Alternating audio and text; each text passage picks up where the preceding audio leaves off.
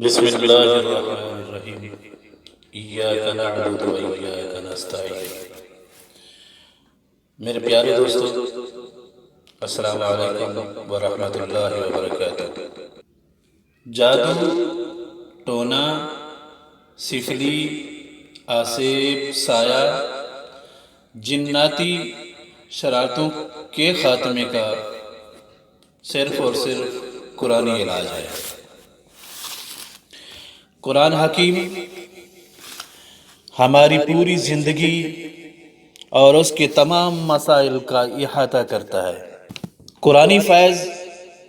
اتنا وسیع اور مفید ہے کہ جس مسئلے پر بھی استفادہ کیا جائے انسان مایوس نہیں ہوتا۔ قرآنی علاج دراصل ایسی تمام بیماریوں کا احاطہ کرتا ہے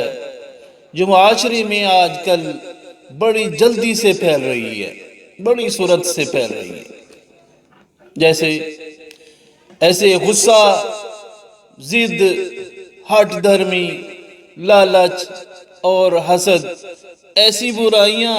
ہی جو انسان کو بے چین رکھتی ہیں، اور اپنی اس بے چینی کو دور کرنے کے لیے وہ نماز، ذکر، اذکار اور قرآن فہمی کے بجائے دنیا کے عام مروجہ چلن، جادو، ٹونا، سفلی جیسے کبھی اور غلط کاموں میں پڑ جاتا ہے۔ کسی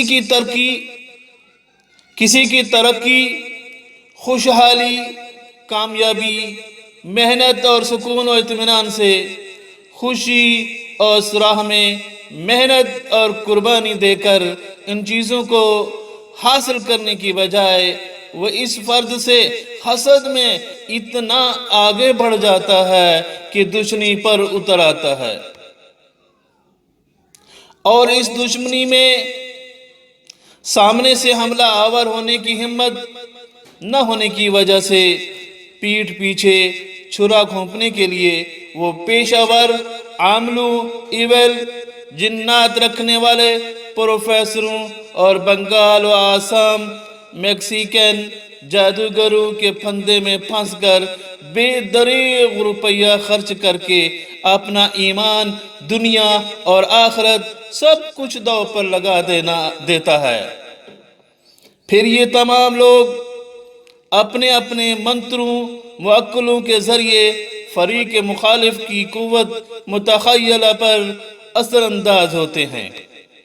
جس کے بگڑ جانے سے انسان کا اندرونی نظام درہم برہم ہو جاتا ہے۔ غصہ، بے چینی، بے سکونی اور خوف دہشت میں مسلط ہو کر روزمرہ کے کاموں کو بخوبی سر انجام نہیں دے پاتا، حوصلہ چھوڑ دیتا ہے، جس کی وجہ سے نقصانات یعنی قرض میں گر جانا، کاروبار میں دل کا نہ لگنا، یا اپنوں سے نفرت، بے انتہا نفرت اور بیگانوں سے محبت، غرض ہر معاملے میں تنزلی شروع ہو جاتی ہے، پستی شروع ہو جاتی ہے۔ طبیب یعنی حکمہ، حکمت والے اور ڈاکٹرز اس کی کھوئی ہوئی اور منتشر قوتوں کو جمع کرنے کی دوائیں دیتے ہیں، اور یہ دوائیں کچھ عرصہ جینے کا حوصلہ تو دیتی ہیں، اور دوا کے اثر کی مدت ختم ہونے کے بعد پھر اسی کیفیت سے دو چار رہتا ہے۔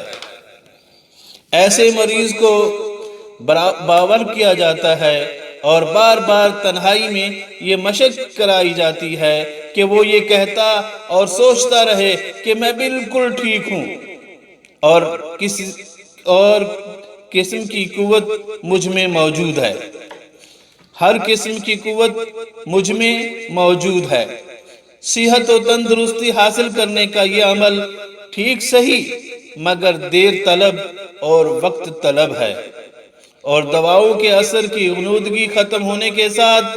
ہی تڑپ اور بے چینی اپنی جگہ موجود رہتی ہے۔ اس لیے اللہ تعالیٰ کا ارشاد ہے اور قرآن مجید میں ہے، الا بذکر اللہ تطمئن القلوب،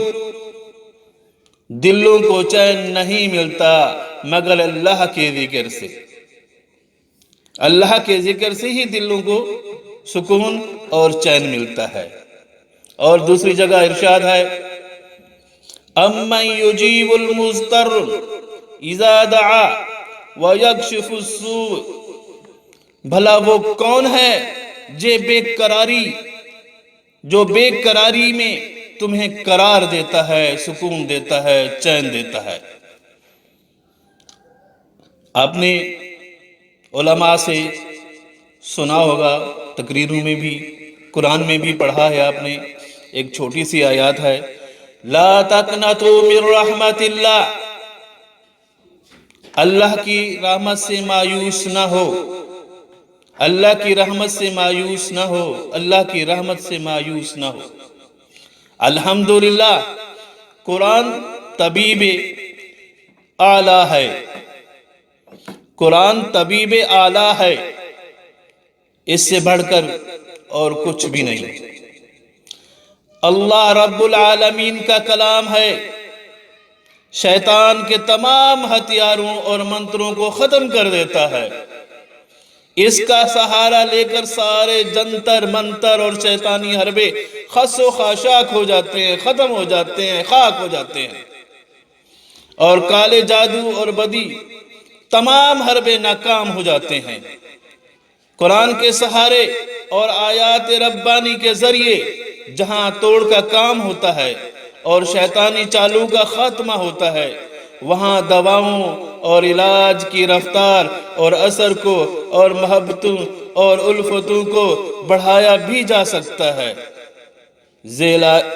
درج ذیل کی آیاتوں پر یقین کامل رکھیں۔ وَمَكَرُوا